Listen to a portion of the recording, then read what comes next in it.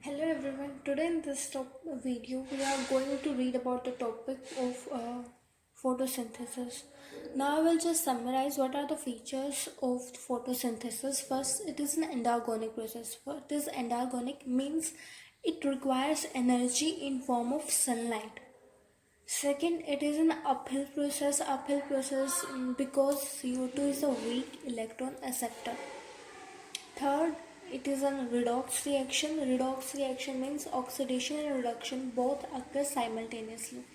Oxidation कब होता है? ऑक्सीडेशन जब होता है जब क्या होता है कि हमने वोटर को स्प्लिट करना होता है, मतलब क्या कि जो वोटर है वो ऑक्सीजन दे रहा है, राइट?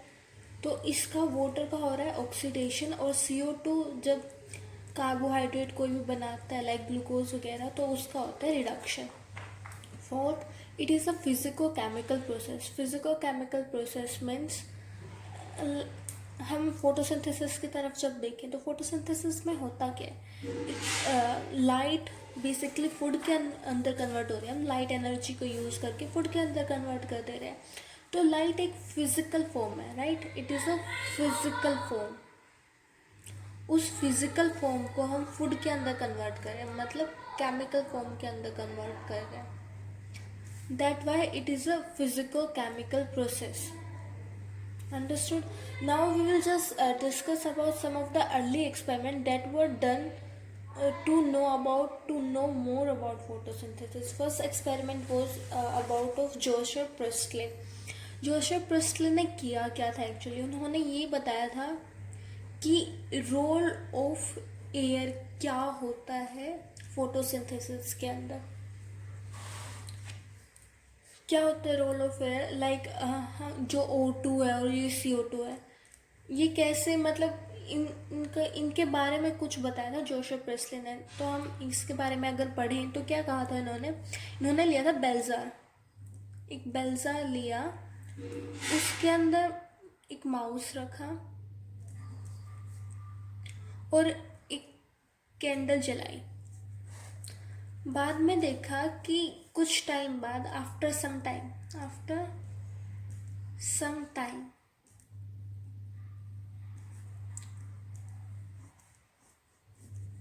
वो जो माउस था, माउस भी मर गया और वो जो कैंडल थी वो बुझ गई थी. ठीक है, अब वो कैंडल भी बुझ गई और ये माउस भी मर गया. तो इन्होंने पहला एक्सपेरिमेंट तो ये किया. दूसरे में इन्होंने क्या किया कि वही बेलजार लिया और उसके अंदर माउस, कैंडल और मिंट प्लांट भी रखा. कौन सा प्लांट था याद रखना, मिंट प्लांट. तो उन्होंने देखा, अब उन्होंने मिंट प्लांट लिया है, रखा है, तो इससे क्या हो रहा है कि ना आफ्टर सम टाइम ना ही माउस मर रहा है ना ही कैंडल बुझ रही है और बिल्कुल सही चल रहा है सब कुछ. तो उन्होंने इससे दो टर्म्स दी थी जो हमें याद रखनी है, phlogiston and dephlogiston. Good air and bad air concept. Good air and bad air. Good air इन्होंने बोला था O2 को, मतलब जो इन सबको चला रहा है, राइट? माउस को मरने नहीं दे रहा और ये कैंडल को बुझने नहीं दे रहा. और बैड एयर इन्होंने बोला था CO2 को. इन्होंने बोला कि माउस गुड एयर को इनहेल कर रहा है और बैड एयर को एक्सहेल कर रहा है. और वैसा ही काम इस बर्निंग कैंडल के साथ है. बर्निंग कैंडल CO2 को एक्सहेल कर रही है.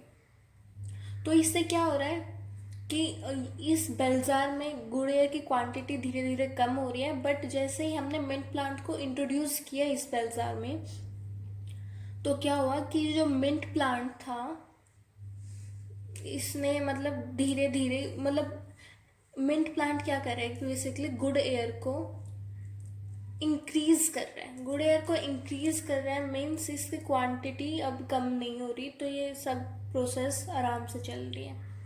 उसके बाद जो सेकंड एक्सपेरिमेंट था वो जॉन इंजनहोर्स ने किया था. जॉन इंजनहोर्स ने भी सेम बेलजार एक्सपेरिमेंट किया था, बट इन्होंने अब की बार क्या बताया था, importance of sunlight. Importance of sunlight बताई थी इन्होंने. देखो जो ये बेलजार था, इन्होंने तो क्या किया, ये तीनों मतलब इस बेलजार के अंदर बर्निंग कैंडल भी रखा, माउस भी रखा एंड मेन प्लांट भी रखा। पहले तो रखा इसको डार्क में, और जब डार्क में रखा तो लाइक बर्निंग कैंडल भी बुझ गई थी और जो माउस था वो भी मर गया। जब इन्होंने सनलाइट के अंदर रखा, ये मतलब जब इन्होंने लाइट के अंदर रखा तो ना ही बर्निंग कैंडल बुझी ना ही माउस बुझा, मतलब माउस मरा। तो इससे इन्होंने ये बात बताई कि जो ये फोटोसिंथेसिस प्रोसेस है ना, ये डार्क के अंदर नहीं होती है, सनलाइट के अंदर होती है। इन्होंने एक और बात बताई थी, इन्होंने ये भी बताया था कि जो फोटोसिंथेसिस है वो सिर्फ ग्रीन पार्ट प्लांट का करता है। मीन्स कैसे बताया इन्होंने, लाइक देखो, इन्होंने एक प्लांट लिया, एक्वस प्लांट था। पहले तो इन्होंने वो मतलब जब इन्होंने इस एक्वस प्लांट को पानी के अंदर रखा तो पानी के अंदर सिर्फ ग्रीन प्लांट से ही बबल्स उठ रहे थे एयर के। तो मतलब उन्होंने इस बात का अंदाजा लगाया कि ये जो ग्रीन पार्ट है वही फोटोसिंथेसिस कर सकता है। थर्ड एक्सपेरिमेंट बताया था जूलियन वॉनसैक ने। जूलियन वॉनसैक ने बताया कि जो प्लांट है वो मतलब ग्लूकोज बनाता है, बट क्योंकि ग्लूकोज ओस्मोटिकली भी एक्टिव है एंड केमिकली भी एक्टिव है, तो ये ग्लूकोज को एज अ फूड स्टोर कर नहीं सकता। तो ये स्टोर कैसे करता है फूड को? In the form of starch, क्योंकि जो स्टार्च है वो बोथ ओस्मोटिकली भी इनएक्टिव होता है एंड केमिकली भी इनएक्टिव होता है। उसके बाद मिड 19th सेंचुरी में जब हम पहुंचे तो हमें एम्पेरिकल इक्वेशन मिल गई थी, क्योंकि लाइक CO2 का यूज़ होता है, वाटर का यूज़ होता है, और लाइट की प्रेजेंस में ये कोई कार्बोहाइड्रेट देते हैं, ऑक्सीजन को इवॉल्व करते हैं। मतलब हमें सिर्फ इतना पता लगा था। उसके बाद हम बताते हैं वोन नील के बारे में, मतलब वोन नील का एक्सपेरिमेंट बताएंगे। तो वोन नील ने क्या किया था, माइक्रोबायोलॉजिस्ट जो थे, ये माइक्रोबायोलॉजिस्ट थे। तो माइक्रोबायोलॉजिस्ट हैं तो इन्होंने माइक्रोब्स का यूज़ करके कुछ फोटोसिंथेसिस वगैरह में बताया होगा। तो इन्होंने माइक्रोब्स लिए, कौन कौन से माइक्रोब्स थे, एक तो purple sulphur bacteria and green sulphur bacteria. तो उन्होंने इससे ये बताया था कि जो CO2 है ना, CO2 होता है रिड्यूस किसके अंदर, ग्लूकोज के अंदर। एंड ये CO2 की ऑक्सीजन नहीं आती, CO2 की ऑक्सीजन ये नहीं है जो ऑक्सीजन में इवोल्व होती है।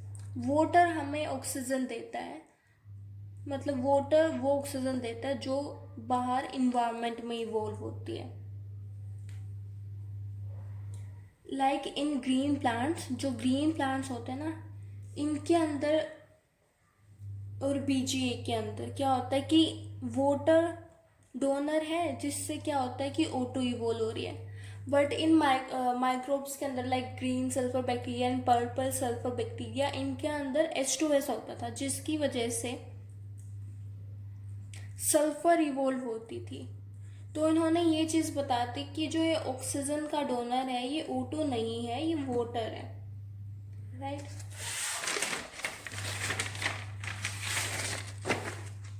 उसके बाद हम अगर रोबेन हासेडन कामेन की बात करें तो इन्होंने भी सेम चीज़ एक्सप्लेन की थी जैसे एक्सप्लेन की थी वॉन नील ने। But van Niel as a microbiologist थे, तो उन्होंने माइक्रोब्स का यूज़ करके बताया कि O2 डोनर कौन है, वाटर। बट ये रोबिन हासेल एंड कामेन, इन्होंने क्या किया, रेडियो एक्टिविटी, मतलब इन्होंने by the help of radio active isotopes ये दिखाया कि जो डोनर होता है ऑक्सीजन का वो वाटर होता है। कैसे दिखाया, देखो इन्होंने क्या किया कि CO2, यहाँ पे जो CO2 में ऑक्सीजन है ये 16 आइसोटोप है इसका, ठीक है, प्लस में 12 H2O, यहाँ पे 18th वाला आइसोटोप ले लिया, मतलब जिसका 18th आइसोटोप समझते होगे ना, जिसका मतलब एटॉमिक मास 18th होता है, मतलब 18 होता है, ठीक है। उसके बाद सनलाइट की प्रेजेंस में जब इन्होंने रिएक्शन करवाई तो देखा कि जो ये C6H12 O6 है ना, ये O यहाँ वाला आया हुआ है, O16 है इसका मास, और जो वाटर में था वो 16, एंड जो ऑक्सीजन थी, जो ऑक्सीजन इवोल्व हुई उसका जो एटॉमिक मास था वो 18 था। तो इन्होंने सेम चीज़ एक्सप्लेन की जो कि वॉन नील ने एक्सप्लेन की थी, बट इन्होंने by the help of radio activity ये चीज़ एक्सप्लेन की थी। उसके बाद अगर हम रॉबर्ट हिल एंड बेंडल की बात करते हैं, Robert Hill and Bendall, Robert Hill, अगर किसी ने फोटोसिंथेसिस थोड़ा बहुत पढ़ा हुआ है तो वो समझ जाएगा कि जो रॉबर्ट हिल थे उन्होंने क्या बताया था कि रॉबर्ट हिल ने ये एक्सप्लेन किया था, एक्सप्लेन अबाउट, सॉरी, रॉबर्ट हिल ने जेड स्कीम के बारे में एक्सप्लेन किया था, राइट, जेड स्कीम के बारे में। तो ना मतलब उन्होंने कैसे एक्सप्लेन किया था, मतलब Z scheme as a part of light reaction है ना, photosynthesis, light reaction and dark reaction, right. तो Z scheme as a part of light reaction है। तो इन्होंने ये स्टडी किस पे किया था, अगर आपसे कोई पूछे कि रॉबर्ट हिल ने ये जेड स्कीम स्टडी किस पे की थी, तो आप बताएंगे कि रॉबर्ट हिल ने लाइट रिएक्शन या फिर जो ये जेड स्कीम है ये स्टडी की थी एक isolated chloroplast of Stellaria plant, Stellaria plant के आइसोलेटेड क्लोरोप्लास्ट के ऊपर इन्होंने इस जेड स्कीम को स्टडी किया था। आगे आपसे कोई हिल रिएजेंट भी पूछा जा सकता है, तो ये हिल रिएजेंट हमें थोड़ा सा याद रखना है। हिल रिएजेंट क्या होता है, हिल रिएजेंट नेचुरल भी होता है एंड आर्टिफिशियल भी होता है। नेचुरल के अंदर आता है NADP एंड आर्टिफिशियल के अंदर आता है पोटाशियम फेरिक साइनेट, पोटाशियम या ना, पोटाशियम का साइन कैसे होता है, potassium ferric cyanate, I will just write FeCN6, right, benzoquinone,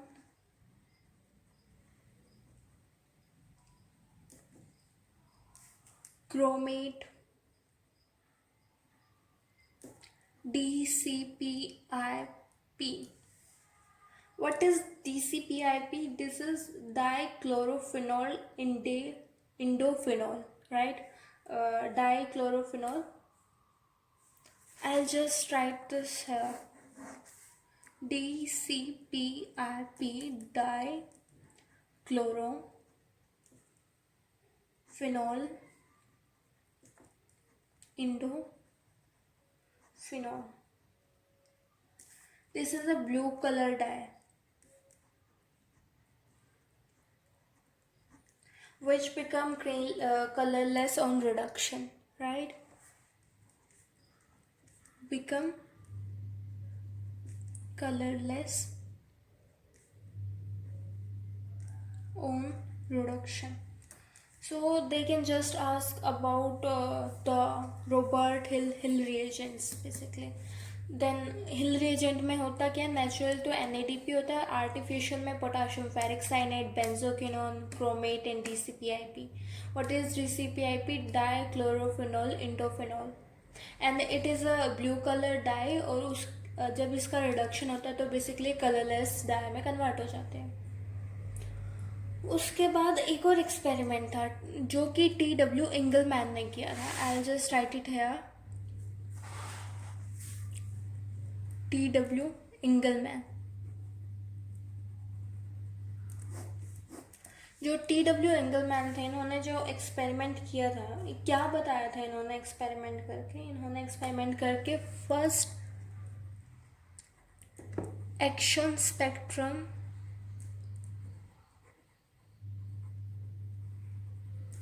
of photosynthesis दिया था।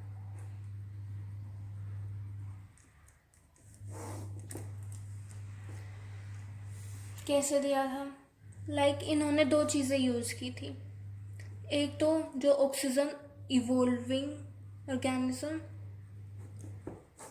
एक ऑक्सीजन डिटेक्टर, मतलब जो ऑक्सीजन को बेसिकली यूज़ करता हो, detector, I think spelling is wrong, detector, right.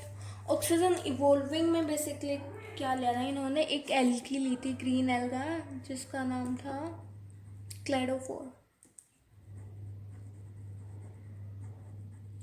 And इन्होंने ऑक्सीजन डिटेक्टर में एक बेसिकली एरोबिक ऑर्गेनिज्म को यूज़ किया था, ठीक है। तो इन्होंने जब देखा, बेसिकली इन्होंने ना 3 कलर, मतलब ऐसे स्पेक्ट्रम, उन्होंने ना यहाँ पे 700 नैनोमीटर की लाइट, यहाँ पे 500 नैनोमीटर से 700, उसके बाद समथिंग कुछ ऐसे बोलते हैं ना, 400 से 500, मतलब एक तो ब्लू कलर की लाइट थी, ग्रीन कलर की light and basically red colour की लाइट। तो इन्होंने देखा कि मतलब ये जो एल्गी थी ये हर जगह थी, राइट, ऐसे एल्गी थी, बट जो ऑक्सीजन डिटेक्टर ऑर्गेनिजम्स थे वो एक तो इस जगह पे कंसंट्रेट हुए थे और एक इस जगह पे कंसंट्रेट हुए थे। तो इन्होंने बताया था कि फोटोसिंथेसिस किस कलर की लाइट में होती है, या तो वो ब्लू कलर की लाइट में होती है या वो रेड कलर की लाइट में होती है, ठीक है। उसके बाद अगर आप अब फोटोसिंथेसिस इतनी बार बोल रहे हैं, तो बेसिकली फोटोसिंथेसिस में 2 प्रोसेसेस इन्वॉल्व होते हैं। फोटोसिंथेसिस में एक तो लाइट रिएक्शन इन्वॉल्व होती है, एक डार्क रिएक्शन होती है। जो लाइट रिएक्शन होती है, मतलब फोटोसिंथेसिस बेसिकली पहले होता क्या है, क्लोरोप्लास्ट के अंदर, ग्रीन प्लांट में क्लोरोप्लास्ट के अंदर होता है। और क्लोरोप्लास्ट के अंदर 2 चीज़ें होती है, तो ग्रेना, स्ट्रोमा। ग्रेना के अंदर लाइट रिएक्शन होती है and stroma, that is fluid part,